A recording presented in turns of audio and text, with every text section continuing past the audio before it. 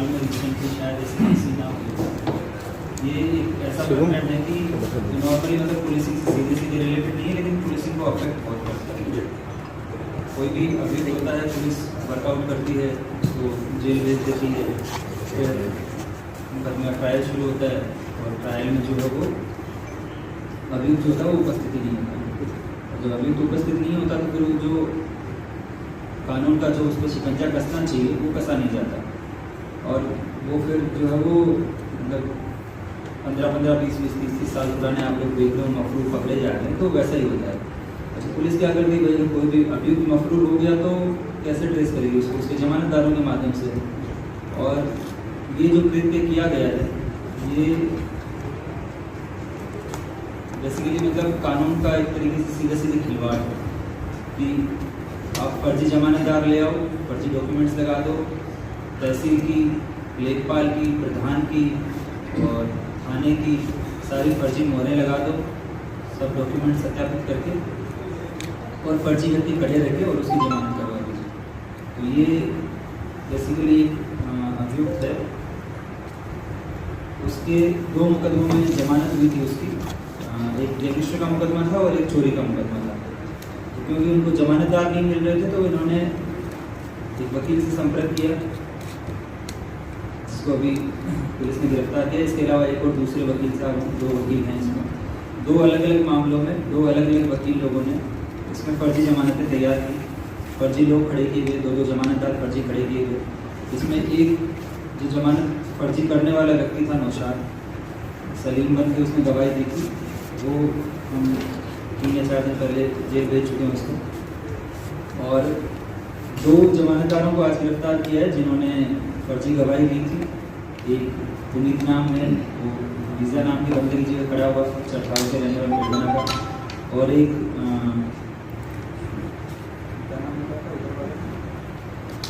गयूर बना था बेसिकली। और ये मामला इसलिए संज्ञान में आया क्योंकि पुलिस जो है वो जितने भी गंभीर अपराधी हैं उन सबके जमानतदारों को तस्दीक करने की प्रक्रिया अपनाती है कि जो भी इनके मुकदमे हैं इसमें जो जमानतदार है वो फर्जी है कि नकली है। तो लगभग 3 महीने पहले ये मामला संज्ञान में आया था। फिर इसमें एक गेजेटेड ऑफिसर को जांच दी गई कि इसमें सारे डॉक्यूमेंट्स जो वो कलेक्ट करें। तो सीओ नई मंडी ने इसकी जांच की क्योंकि जो मुकदमा था उनके थाना क्षेत्र से संबंधित था। उसमें जिन लोगों ने ऑन पेपर जमानत ली थी उन लोगों से संपर्क किया गया, तो उनमें से एक वीज़ा नाम का व्यक्ति वो तो मृत है। उसके अलावा जो बाकी 3 व्यक्ति थे उसमें से 2 देवबंद के और 1 और चरखाव के लेना था। उन्होंने कहा हमने तो इनकी कभी जमानत ली नहीं, ना ये हमारे फोटो लगे हैं, सिर्फ हमारा आधार कार्ड लगा है, वो आधार कार्ड पे नंबर जो लिखा है वो सही है लेकिन डिटेल्स जो है वो गलत है। तो इसका मतलब जो आधार कार्ड जो है उनके साथ भी छेड़खानी की गई है। जो तहसील की फर्ज जो रहती है खसरा खतौनी की, उसको सत्यापित करने के लिए संबंधित लेखपाल की रिपोर्ट लगती है जमानत के जब कागज़ तस्दीक होते हैं, वो भी सब फर्जी उस पर लगे हुए थे।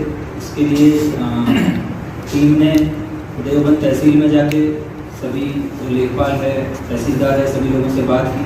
तो ये तहसील के रिपोर्ट्स में कभी ये कागज़ चढ़े ही नहीं। प्रधान से बात की, जिस प्रधान ने रिपोर्ट लगाई उन्होंने कभी ये इस तरह के कागज़ जो है सत्यापित किए ही नहीं प्रधान के द्वारा। तो ये फिर जो है वो ये क्लियर हो गया था कि इसमें पूरा फर्जीवाड़ा किया गया है, फर्जी लोग खड़े करके और फर्जी डॉक्यूमेंट्स के आधार पे ये फर्जी जमानतें इनकी करवाई गई है। फिर इसमें जब प्रिलिमिनरी इंक्वायरी जो हो जाती है सीओ नई मंडी के द्वारा की गई, इसमें सिविल लाइन थाना क्षेत्र में कचहरी का मामला था। सिविल लाइन थाना क्षेत्र में मुकदमा पंजीकृत किया गया और फिर जो जाँच के दौरान जो डॉक्यूमेंट्स है उन सबको क्योंकि विवेचना के दौरान वेरीफाई करवाना था, उनको विवेचना के दौरान वेरीफाई करवाया गया। कंसर्न थाने और तहसील से जो है वो उनकी सत्यापित प्रतियां प्राप्त की गई। और फिर बाद में जो अभियुक्त हैं इनके बारे में पता किया गया कि ये 4 अभियुक्त अभी इनमें से 3 क्लियर हो गए, एक अभी भी जो है उसका नाम पता चल गया है। इसके बीच में एक और व्यक्ति है जिसने ये सारा खेल रचा था, प्लस वकील साहब और एक और दूसरे वाले वकील साहब। तो अभी इतने लोग इसमें तस्दीक हो गए हैं। एक जो अभियुक्त जिसकी जमानत होनी थी उसके फादर ने ये सब सारी चीज़ें की थी, तो उसका फादर भी जो है वो इसमें दोषी बनेगा। तो ये इस प्रकार जो है माननीय न्यायालय में फर्जी दस्तावेजों के आधार पर फर्जी जमानतदारों को खड़ा करके और बेल कराने का एक मामला था, जिसके संबंध में सिविल लाइन में मुकदमा पंजीकृत किया गया था। और इसमें एक व्यक्ति की, जैसा मैंने बताया, पूर्व में गिरफ्तारी हो गई और बाकी एक वकील मशहूर अहमद पुत्र महबूब अहमद मिमलाना रोड रामलीला किला का रहने वाला है, इसकी आज गिरफ्तारी की गई है। इसके कब्जे से अभी फ़िलहाल एक मुहर इसके पास से मिली थी जो फर्जी है। उसके अलावा जो है अभी हम माननीय न्यायालय से इसमें PCR के लिए आवेदन करेंगे, क्योंकि इसमें बृहद स्तर पर जो है वो अधिकारियों की और थाने की जो है वो मोहरें उन्होंने फर्जी तैयार करवाई है, तो उसको भी जो है हम बरामद करने का प्रयास करेंगे। और जो बाकी इसमें शेष अभियुक्त हैं उनकी भी जो शीघ्र गिरफ्तारी की जाएगी। इसमें बेसिकली मैं चाहता हूं कि आप लोग इस वाली बात को जो है वो पब्लिक तक पहुंचाएंगे। किसी भी व्यक्ति की जो है स्थान पर खड़ा होकर और गवाही देना, या इवन बहुत सारी जगह बैनामों में भी ये वाली चीज़ प्रकाश में आती है। बैनामा करने वाला व्यक्ति जब फर्जी होता है तो फर्जी गवाह ढूंढता है और 100, 500, 1000 रुपये के लालच में जाके आदमी फर्जी गवाही दे देता है।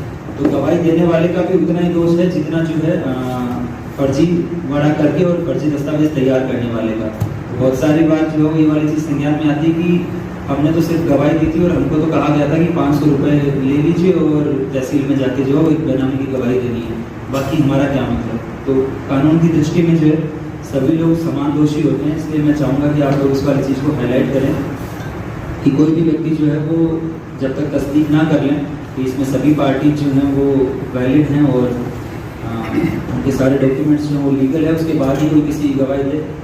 अज्ञात मतलब किसी भी जो है राह चलता अगर आपको कोई मिल गया और गवाही देने के लिए कहता है तो उसके साथ जो है बिल्कुल जाके गवाही ना दे, अदरवाइज आपके खिलाफ भी जो है वो इतनी ही दंडात्मक कार्रवाई अमल में लाई जाएगी जितना फर्जीवाड़ा करने वाले हैं। सर, एक डॉक्यूमेंट जो जमानतें ली हुई है अलग अलग मामलों में, एक में मैंने बताया देवबंद का मामला है, दूसरा इसमें चरथावल का मामला है। जो लोकल के जो जनपद के होते हैं उसमें कोर्ट का मुंशी जो है वो कागज पैरोकार को दे देता है, पैरोकार उन कागजों को थाने पे लेके जाता है जो जनपद के हैं, जैसे चरथावल थाने का है। तो जो कोर्ट का मुंशी है उसको चरथावल थाने के पैरोकार को रिसीव करवाने होते हैं, वो थाने पे लेके जाएगा। थाने से उसकी दरोगाजी जो उनके हल्के का या क्षेत्र का मामला है वो उसकी सत्यापन की रिपोर्ट लगाएंगे, वो थाने के रिपोर्ट्स में चढ़ेगा बाकायदा, जो जमानत रजिस्टर बना होता है उसमें, और फिर उसके बाद में थाना प्रभारी की संस्तुति के बाद वो वापस न्यायालय में दाखिल किए जाते हैं। ये जनपद वाली प्रक्रिया है। जो गैर जनपद वाली प्रक्रिया है उसमें बाय रजिस्ट्री ये सब चीज़ें भेजी जाती है।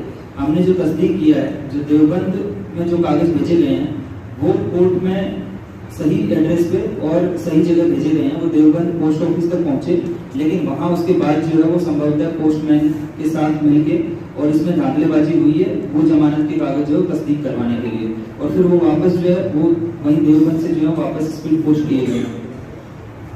उसमें जो है वो कोर्ट के मुंशी की भूमिका अभी तक संदिग्ध नहीं प्रतीत होती, लेकिन जो दूसरा वाला मामला था जिसमें चरथावल का मामला है उसमें जो कोर्ट का मुंशी जो है उसकी भूमिका भी अभी तक संदिग्ध है, क्योंकि वो कागज थाने पे नहीं पहुंचे, ना उस पर थाने पे दरोगाजी की मोहर है। आप लोगों को ध्यान होगा ASP अंडर ट्रेनिंग साहब थे अभिजीत कुमार अवगत करा दिया था, इसमें इस प्रकार की जो है वो पूरी धांधलेबाजी निकल के आई है। और हम अपेक्षा करते हैं कि अगर कोई भी कानून के खिलाफ खिलवाड़ करता है तो वो फिर कानून की नज़र में तो अपराधी होता ही होता है। साथ में वकील या अधिवक्ता जो है वो एक ऐसा पेशा है कि जिसका काम है कि कानून की रक्षा करना, और अगर अधिवक्ता ही कानून के साथ खिलवाड़ करने लग जाएगा तो फिर हमारा सिस्टम जो है वो कोलैप्स कर जाएगा। हम बाहर से भी जो है वो इसी बात को हमने रखा था और मुझे पूरी उम्मीद है कि बाहर भी जो है वो हमारा इसमें पूरा सहयोग करेगी। इस तरह का खुलासा किया गया है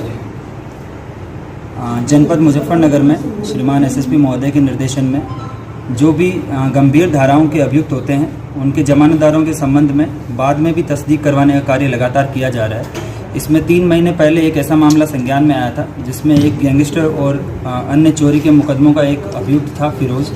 उसके जब डॉक्यूमेंट्स देखे गए, जमानतदारों का सत्यापन किया गया तो जमानतदारों ने बताया कि हमने इस व्यक्ति की कभी भी जमानत नहीं ली है।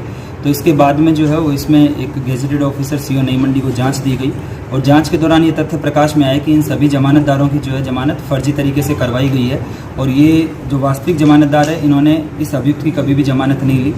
इसमें प्रारंभिक जांच में जो तथ्य निकल के आए उसके आधार पर थाना सिविल लाइन में सुसंगत धाराओं में मुकदमा पंजीकृत किया गया और एएसपी सिटी के नेतृत्व में इसकी विवेचना जो है डिटेल में करवाई गई। विवेचना के दौरान ये तथ्य निकल के सामने आए हैं कि इसमें अभियुक्त फिरोज जो है उसके पिता द्वारा माननीय न्यायालय द्वारा जमानत इसकी स्वीकृत कर दी गई थी, क्योंकि उनको कोई जमानतदार नहीं मिल रहे थे, इसलिए 2 अलग अलग मामलों में 4 फर्जी जमानतदार लेके ये एक वकील 2 अलग अलग वकीलों के माध्यम से इन्होंने माननीय न्यायालय में फर्जी दस्तावेज तैयार करके प्रस्तुत किए और उन फर्जी दस्तावेजों के आधार पर और फर्जी व्यक्तियों को खड़ा करके इस अभियुक्त की जो माननीय न्यायालय से बेल करवाई गई। इसमें आज पुलिस के द्वारा इसमें फर्जी जमानत कराने वाले वकील मसरूर अहमद जो कोतवाली के मेमलाना रोड के रहने वाले हैं, इसकी गिरफ्तारी की गई है। इसके अलावा 2 और अन्य व्यक्ति, एक सुनील और एक पुनीत, जिन्होंने वीज़ा और गयूर बन के गवाही दी थी, उनकी भी गिरफ्तारी की गई है।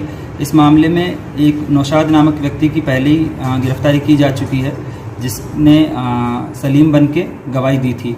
अभी इस मुकदमे में डिटेल में विवेचना की जा रही है और अभी तक जो तथ्य निकल के आए हैं उसके अनुसार इसमें ये सारे के सारे जो डॉक्यूमेंट्स हैं उनका सत्यापन न थाना स्तर से हुआ न तहसील स्तर से हुआ।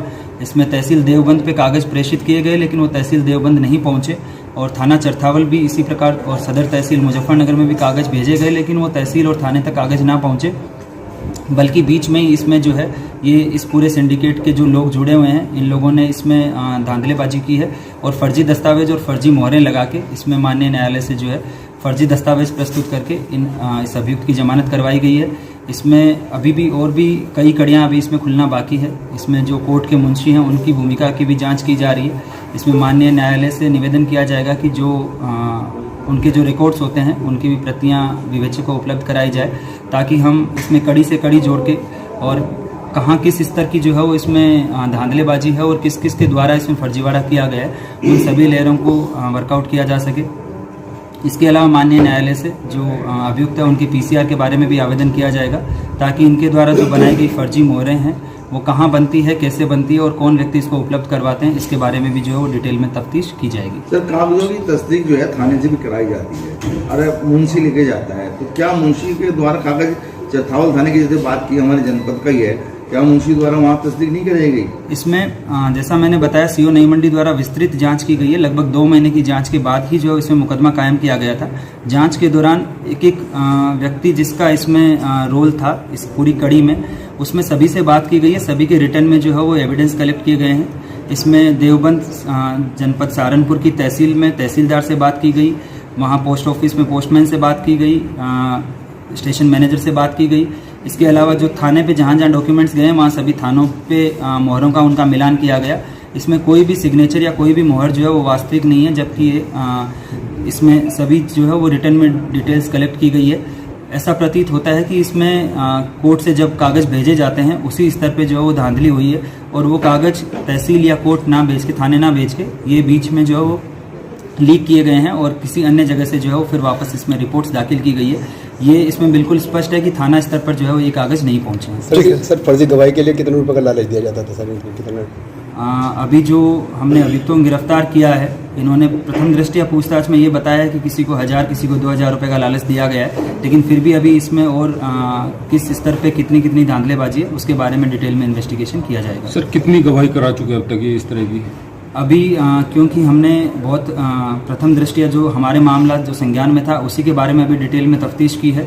जो अभियुक्त है इनको अभी वर्तमान में माननीय न्यायालय के समक्ष प्रस्तुत किया जा रहा है, लेकिन इनको हम पीसीआर पे लेके और भी डिटेल में इन्वेस्टिगेशन करेंगे और इनसे इंट्रोगेशन भी करेंगे, जिसमें हो सकता है अभी इसके अलावा और भी जो है अन्य मामलों में फर्जी जमानत की चीज़ निकल के सामने आए, तो उसके बारे में अभी और डिटेल में जानकारी की जाएगी। Thank you sir.